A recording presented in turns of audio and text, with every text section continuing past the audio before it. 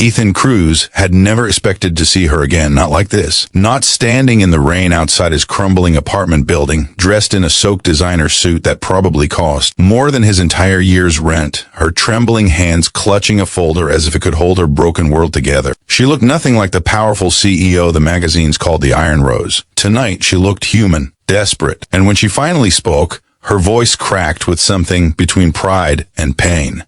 Ethan, I need your help. If you believe in kindness, forgiveness, and second chances, please take a moment to like, comment, share, and subscribe to our channel. Your support helps us keep telling stories that heal hearts and remind us that no one is beyond redemption. Ethan stood motionless under the flickering light by the stairwell, his 5-year-old daughter, Lily, asleep in his arms. The smell of rain and exhaustion filled the air. He had spent the entire day fixing leaky pipes at the community center, and now here was Cassandra, hail his ex-boss, his ex-love, and the woman who once destroyed everything he'd built. He hadn't seen her since the day she fired him and accused him of betrayal 3 years ago. That day had shattered him, not just professionally, but as a man. She had looked him in the eyes and told him she never wanted to see him again. And now, there she was, shivering, with eyes red from crying. She told him everything in fragments, how her company was on the verge of collapse after her investors pulled out, how a scandal about her personal life had gone viral online, and how she needed anyone to stand by her side to protect her public image until things stabilized. The press had painted her as cold, unlovable, incapable of keeping anyone close. Her board had demanded she appear married at an upcoming investor gala to humanize her image. And so she had come to him, the one man who had every reason to say no. Ethan wanted to laugh at the absurdity, pretend to be her husband.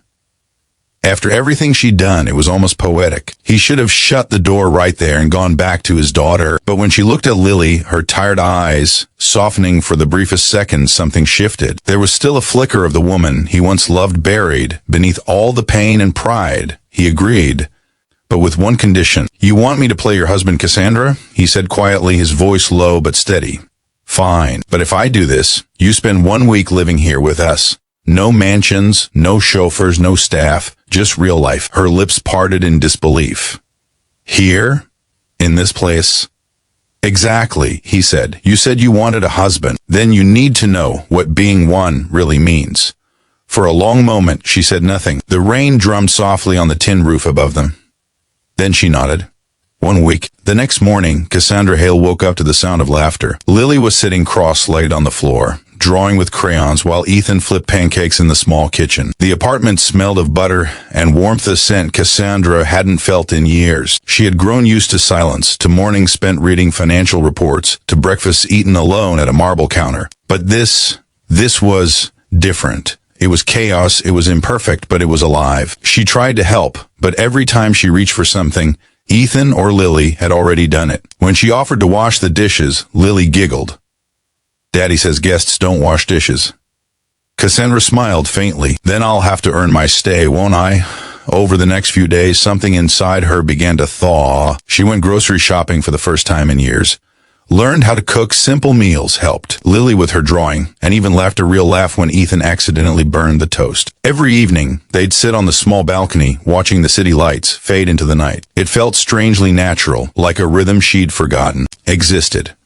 But beneath it all, there was tension and unspoken past neither of them could erase. Ethan hadn't forgotten the night she accused him of stealing from the company. He had been innocent, but someone else had framed him, and she never gave him a chance to explain. That betrayal had cost him his job, his dignity, and almost his faith in people. One evening, as they sat in silence after dinner, Cassandra finally broke down. I was wrong, she whispered, her voice trembling, about everything. I let my fear control me. I thought pushing you away would protect me from being hurt. But it only made me lose everything that mattered. Ethan looked at her quietly, his face unreadable.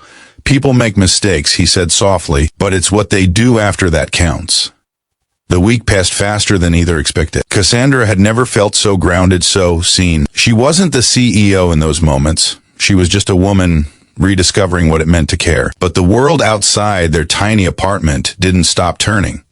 The gala was approaching, and she had to return to her empire. When the night came, Ethan stood beside her in a perfectly fitted suit, Cassandra had sent him. He looked every bit the husband she needed, strong, composed, dependable. Cameras flashed as they walked down the red carpet hand in hand. For the first time in months, Cassandra's shoulders didn't feel so heavy. But inside, her heart raced not because of the reporters, but because Ethan's touch felt too real. Throughout the evening, investors whispered approvingly. The media buzzed with admiration, and for a moment, it seemed like her world was piecing itself back together. Yet when the speeches ended, and the crowd began to disperse, Ethan quietly slipped away. She found him outside, leaning against the balcony, looking up at the stars. "You did great in there," he said. "Looks like they bought it." Her throat tightened. "You make it sound like it's over, isn't it?" he asked gently. "You've got your company, your reputation, everything you came for." She stepped closer, her eyes glistening. "And what if that's not what I came for?" He turned to face her then, the city lights reflecting in his eyes. "Then you need to figure out what it is you really want, Cass. Because I can't play pretend forever." The next morning, Cassandra called an emergency meeting at her office. She walked into the boardroom with the same confidence that once defined her, but her tone was different, softer, steadier. She announced that she would be stepping back temporarily to focus on charitable initiatives for single parents and working families. Her board was stunned, her investors furious, but Cassandra didn't care. For the first time, she wasn't chasing success, she was chasing meaning. That evening, she went back to Ethan's apartment, unsure if he'd even open the door. But when he did, Lily ran into her arms before he could say a word. "Miss Cass, are you staying for dinner again?" Cassandra laughed through her tears. "If your daddy says yes." Ethan crossed his arms, trying to hide his smile. "You really don't give up, do you?" "Not on the things worth fighting for," she said softly. That night, as they sat together under the dim kitchen light, Cassandra finally told him everything. The loneliness behind her success, the fear that had driven her, the regret that haunted her. Ethan listened silently, his expression unreadable. When she finished, he reached across the table and took her hand. "You're not the same woman who fired me," he said. "And maybe I'm not the same man you once knew." She smiled faintly. "Then maybe we can start over. Not pretending, just real this time." Weeks turned into months. Cassandra began spending more time in Ethan's neighborhood, helping with community programs, volunteering. At Lily's school, learning to live without the walls of luxury she once hid behind. Slowly, the world saw a different side of her, not the ruthless CEO, but a woman with a heart big enough to change. And as for Ethan, he found himself smiling more than he had in years. The pain of the past didn't vanish overnight, but in its place grew something stronger: hope. One evening, as they walked through the park, Lily holding both their hands, Cassandra stopped suddenly and looked at him with teary eyes. "Do you ever think about how different our lives might have been if we'd trusted each other back then?" she asked. He nodded. "All the time. But maybe we had to break first to learn how to rebuild." She smiled, her voice barely a whisper. "Then let's rebuild together." And under the soft glow of the setting sun, Ethan kissed her gently, honestly, no longer out of pretense, but love. If this story touched your heart or reminded you that forgiveness can rebuild even the most broken bridges, please like, comment, share, and subscribe to our channel. Your support helps us create more stories that celebrate kindness, second chances, and the quiet power of love. Special request: comment below with second chances if you believe everyone deserves one.